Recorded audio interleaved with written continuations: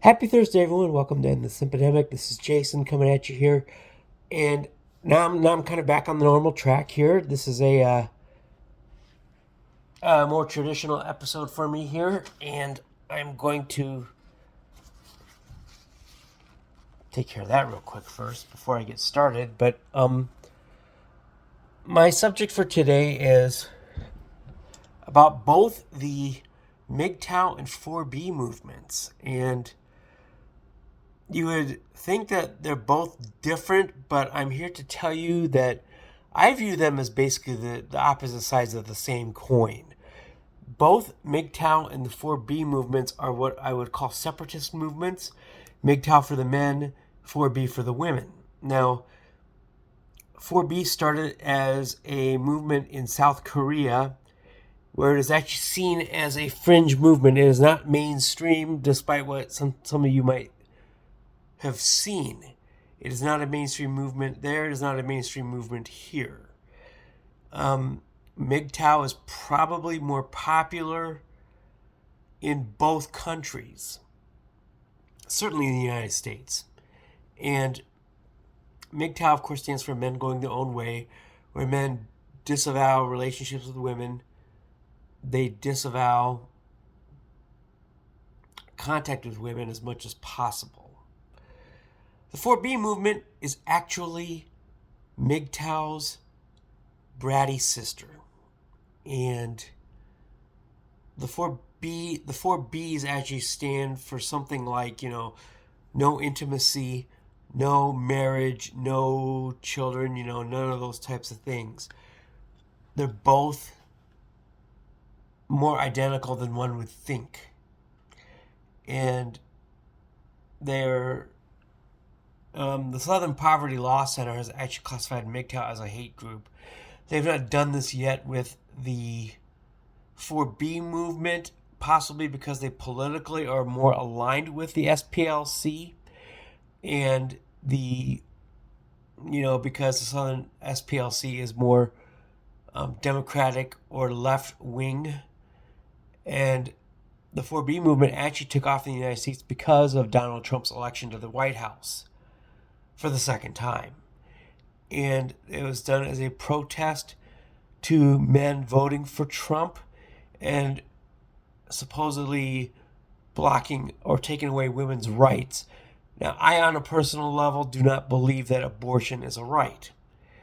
And I do believe that life begins at conception. So that's my personal belief. Do what you want as you will with that. But I do not believe that women's rights are necessarily being blocked, and that Trump turned the abortion issue into a 10th Amendment issue, which is a states' rights issue. And each state can handle it as they wish. North Dakota, where I previously lived, has one of the nation's most restrictive abortion bans.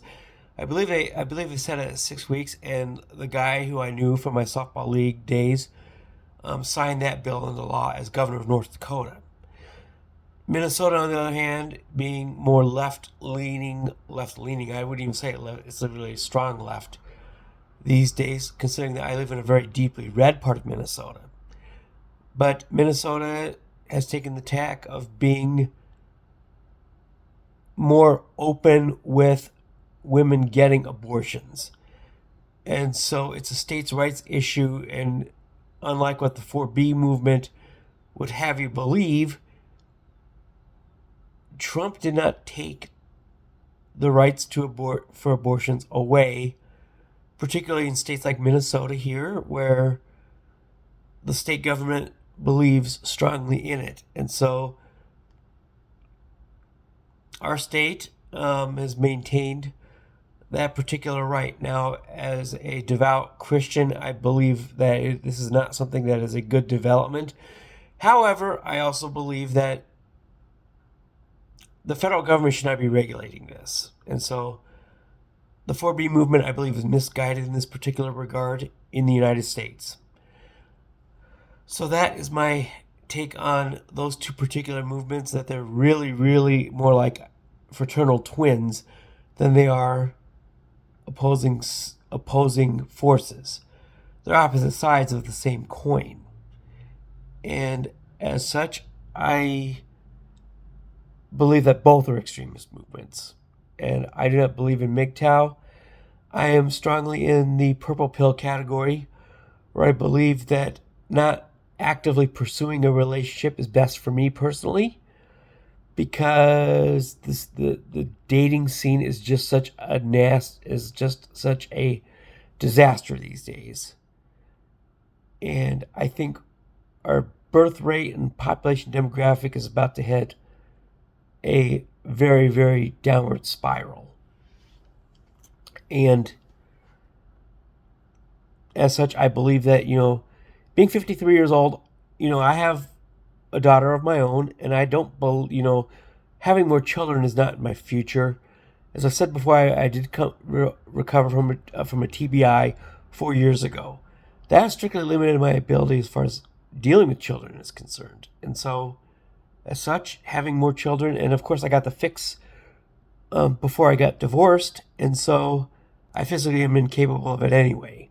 But even if I was, having my ex-wife, put me down that path was actually a good thing, because I can't deal with multiple children at this point. The younger they are, the worse they are for me. I would be open to dating a single mother at some point, but they need to have... My daughter's 19. They should be close in age to my daughter. And because I just don't have the energy for much younger at this point. For anybody who knows me, those would be for rather obvious reasons.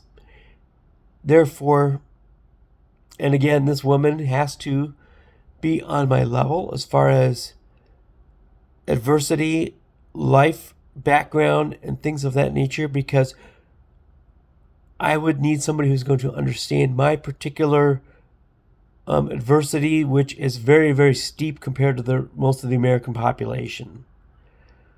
I would say I've been through more than about 95% of the U.S. population, particularly on the men's side, as far as adversity with illness, challenges, escape from a cult, and things of that nature. And of course, my upbringing wasn't the best either. So, if she happens to come along, it's going to be awesome.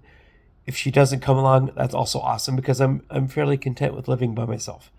Speaking of which, something very neat happened this week. My apartment building is being renovated entirely, and every unit is going to be redone. And I was actually given a tour of one of the new units downstairs from here, and it is going to have a refrigerator with one of those ice makers inside of it. The appliances are going to be all brand new. It has a washer and dryer, kind of like the mini stacked variety, and the flooring is all hardwood. And I'm actually going to get one of these units, and it's already been picked. I've already picked it out, and the rents will go up quite a bit, but I'm also going to be downgrading from a 2-bedroom to a 1-bedroom, so mine was going to stay close to flat because I'm going to be downsizing on the unit, as my daughter doesn't spend very much time here at all anymore. She's 19 years old. She has the right to stay with her mom as much as she wants. And as much of a disappointment as that is for me personally, I'm more than happy to accept it because, well, it costs me less money. So, that was my week. Tell me about yours and let me know what you think about this comparison in the comments below. I would most certainly appreciate it. Thank you just so much for sticking with me, for my followers, and for the 46 of you that are. I am very thankful to you for that. Appreciate it. Would love to see your comments below. Who knows, you may be part of a future episode, as I've done before. So anywho, thank you so much, everybody. Peace out, homies.